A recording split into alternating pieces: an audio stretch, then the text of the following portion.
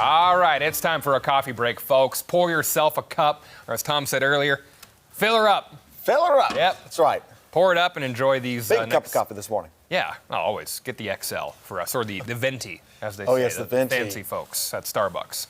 Well, today, we've been talking about it this morning. First round of the NFL draft, hundreds of thousands of football fans will flock to downtown Kansas City over the next 3 days for the 7 rounds of the draft.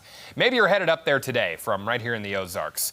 So far, more than 100,000 people have registered to attend. That's a lot. The problem is, the capacity for the event is 60,000 people, so there are already 40,000 over that limit. And they're warning that if it does reach capacity at times, fans won't be allowed into the event until others leave. So get up there early and secure your spot. Here's what it looks like for the Chiefs right now. Round 1 tonight, the Chiefs will have the last pick in the first round. Good problem to have. That means you likely won the Super Bowl, which the Chiefs did. Only 31 picks in the first round this year. That's because the Miami Dolphins had one of their picks taken away for tampering when they tried to get Tom Brady a couple of years ago. Ultimately, went to the Bucs. As far as rounds 2, 3, and 4 go, they've got picks 63, 95, and then 122 and 134. Now, General Manager Brett Veach for the Chiefs, known to make a lot of draft night deals. Don't be shocked if the Chiefs move up tonight in the draft. Their top needs are receiver, edge rusher, and they need an offensive tackle as well. We need a receiver. Yeah. And I hope, you're right. He'll probably get crafty, a little creative with his pick. Maybe maybe an underdog situation again. Who knows? Those can turn out good sometimes. I'm going to go ahead and make a prediction here. Okay.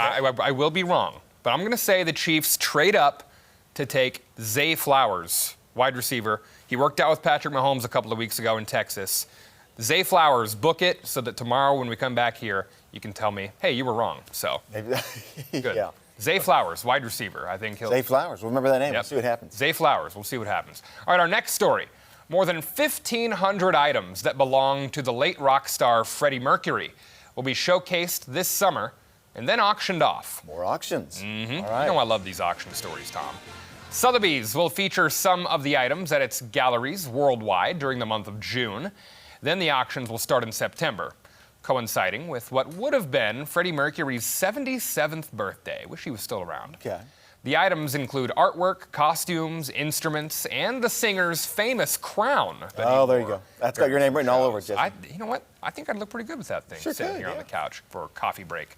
That collection has been at his home in London for more than 30 years. So the reason I love these auction stories so much is because these are literally pieces of history that are going to go into the hands of, more often than not, I assume, just, very rich collectors, but, Well, it's fascinating, too, to see just how much some of these items will bring. Like Freddie Mercury, of course, real popular singer, and like I said, he's gone now, but it'd just be fascinating to see. They've been locked up for 30 years now in his house, and now this will be the first time they're up for sale. Man, see who gets them. I'd love to just walk through that house and see what, it'd be like a time capsule. It would be kind of interesting. Yeah, I had the opportunity a few years ago to walk through the home of John Q. Hammond's, and, obviously. Oh, right here in he's gone. Springfield? Yep, the entrepreneur who, basically built half the town, not literally, but in a way he did. And it was like a 70s time capsule in there. It was crazy over there in the Southern Hills. So that's that. Well, how about this? The cast of Full House could have been different if John Stamos got his way. That's Uncle Jesse. I wonder what he wanted.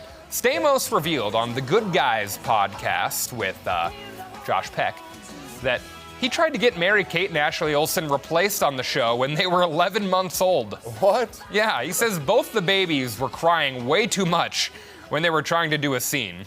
Stamos said he started flipping out and told the crew, get rid of them. Now, they actually brought in 2 other babies, but Stamos says, kind of sounds weird. Stamos says they weren't attractive enough. I guess they weren't cute enough. Weren't cute enough babies. Get rid of these crying babies and fill them in with somebody else. Yeah, there's Stamos crying himself right there. So, come on. What the heck, Uncle Jesse? The Olsen twins, as we know, eventually brought back, made into big stars from this show. So. No doubt. Yeah. What could have been? How'd you like to see those? Oh, hey, just me over here. Okay. Well, that's that. Full House. Could have been a lot different, Tom. Well, still ahead here on Daybreak. An increase in deadly crashes on Springfield roadways. I'll tell you how many people have lost their lives this year compared to 2022. That's coming up next. It is 6:42.